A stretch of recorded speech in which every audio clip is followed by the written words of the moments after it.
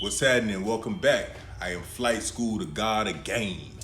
If you're new to this channel, be sure to like, comment, subscribe, hit the notification bell so you can see when I drop new content. Help that YouTube algorithm get as much of this game to the young players as possible. So today, we're gonna be doing game stories, right? Listen, man, I got hundreds of crazy stories dealing with women throughout my life. Some simp stories, some player stories, some stories when I was in the streets. So I'm gonna share a few of those stories with y'all and show you the lessons that I learned in them. So today's story is I almost shot my girl by accident. I almost shot my girl by accident. All right, so it's 1998, Miami, right? I graduated from NMB, which is North Miami Beach Senior High School. All right, so now back then, I was in the street a little bit. I had a little name, people knew me. So now in terms of girls, at my school, I had two girls out there. I had a girl at Carol City, but my main girlfriend went to Dr. Michael Kroc High School in North Miami, right? So we went to do different schools. So there was this chick that lived in my complex, right? I just call her T. T went out to Michael Kroc with my girl. You know what I'm saying? My girl knew her, but they really wasn't friends. My girl knew of her because T was shown, right? If you don't know what shown is, they say thought these days, but she act shown. That's a Miami phrase. She was shown, right? You can get it, whatever, she about whatever. So me and T got cool, and I used to slide in and out her house, on the low. When my girlfriend wasn't at my house, I'm over fucking with T, right? Now, my girl, we'll call her C, had a friend named D, right? So D wanted to fuck me. D was kind of jealous of my girl because D was a fat bitch. You know what I'm saying? Guys really didn't want her like that. She really wasn't attractive. And my girl and her sister was pretty girls, and me and my brother was on them. But D always felt like she was left out the mix. She's like the ugly girls that hung with the pretty girls. So D see me coming out of T house one day, and she decides she want to go tell my girl, right? So now the secret's out. Now keep in mind, like I said, T and my girl wasn't best friends, but now that she know this information, my girl wants to catch me in the act. So she befriends T at school, and they begin to plot on me, right? One day I'm in the house, me and my sister, I get a phone call from T.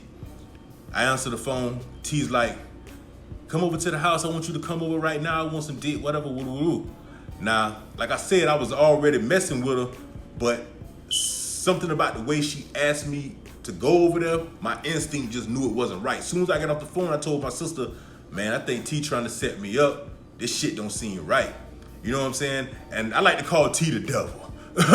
Every time I fuck with T, something bad happened. It was one time with this dude she was messing with. I don't know if it was her boyfriend or not, but he pulled the AK-47 out on me when I was coming from school, and all I had was a steak knife. Fucking around with T, but that's another story. We're gonna leave that story for another time. So she called, so I'm like, okay, well, fuck it. Something don't seem right, but I'm gonna go over there. Now, let me tell you something about Miami.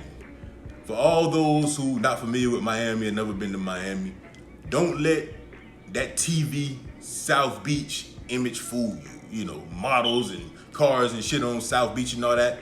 That's part of it, but the other side of the bridge is where the real Miami is. And Miami women in general are some of the coldest women on earth. Like I said, I was in the street a little bit.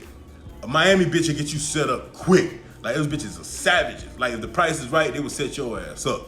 You know what I'm saying? Like, it's grimy in Miami like that. Like, if you come across that bridge on vacation and you flossing your jewelry and you iced out and you make that wrong turn across the bridge, them boys gonna slide you.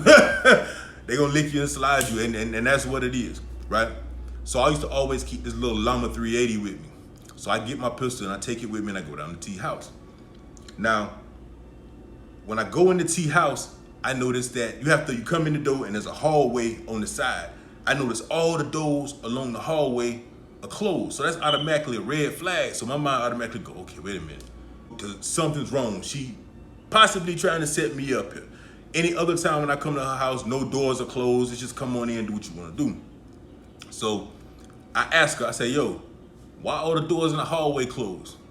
She tell me, oh, don't worry about that. Never mind. Just come on to the room. Mind you, my mind is on my llama. I'm about to shoot anything that come out that door, right? I'm always aware of my surroundings. So even though she calmed me down and made me at ease and I followed her to the room, I'm still on point, right? So now when we get in her room, her closet door closed. T, why the closet door closed? What the fuck going on here? The vibe just don't feel right. Nah, you tripping? What's up, man? I want some dick, blah, blah, blah, blah. Okay? I take the 380 and I put it under the pillow on her bed. The bitch climb on top of me, right? She kissing, I mean, we getting it to it. You know, the regular degular, we getting it in, or getting ready to get it in. All of a sudden I hear clank, clank. The closet door fly open. I reach under the pillow and I grab the 380 and I pointed at the closet door. I'm about to pull the trigger on the gun. My girlfriend pop out the closet.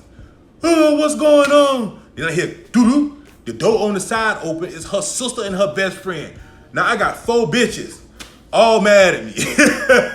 All mad at me. I almost shot my girl coming out the closet because I think I'm getting robbed. These bitches in the room going off. Now the crazy part is, Tia knew I had a girl. Tia was just a slide. But like I said about the Miami girls, they love drama. Tia just wanted to see some shit happen. Like she just wanted to see the action take place. She was just in it for that, the drama. They arguing at me, blah, blah, blah, blah. They going in, right?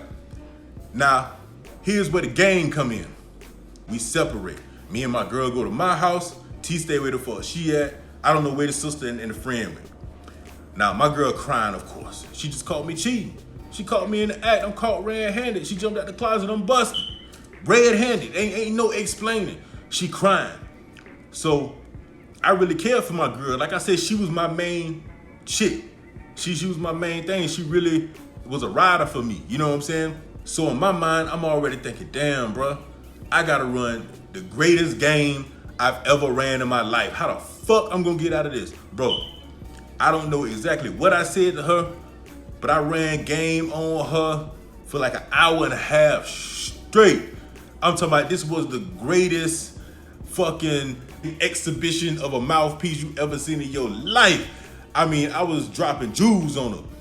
By the end of the conversation, me and her had made up. It was all good. I'm sure she was still hurt, but she didn't leave me. And the crazy part is, I still ended up fucking her and T. Nothing changed. Nothing changed. After that, I still end up fucking T. Now, of course, you know, I went up on T when I seen her. Bitch, you trying to set me up? But she kept it real with me. She was like, fool, I just wanted to see what was happening. Like I said, she lived for the drama. You know what I'm saying? And T used to do shit like hide my work for me and all that kind of little dirty work. You know, you have a little dirty chick do for you. So that's why I kept her in the game.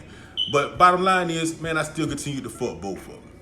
Now, the lesson I learned in that was the first time I realized the power of my mouthpiece, the power of my game. It wasn't about my money. It wasn't about my clothes. It wasn't about anything. It was about this. This thing that Spoon taught me to use, rest in peace Spoon, to my advantage.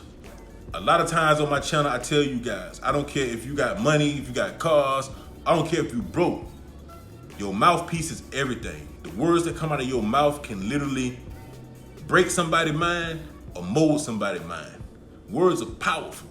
You could brainwash a person. You could change a person's mind with your mere words. And that was the first time I really recognized the power that I had. So while you're working on yourself, trying to make yourself a better man, trying to make yourself a better alpha, trying to make yourself a better player, don't work on your body and your posture and your cold stares. Don't work on that so much and forget to work on your words. Study some psychology. Study the tips and tricks on how to mold people's mind and how to shape them to your will. You know, any top negotiator or CIA agent, FBI agent, they study these things. That's how they get you to tell on yourself. And that's basically all the game is. It's getting a woman to submit to your will, but it all starts with your words. So that was today's game stories. If you like this story, man, I got hundreds more to come. Just let me know in the comments and I'll keep them going. So until next time.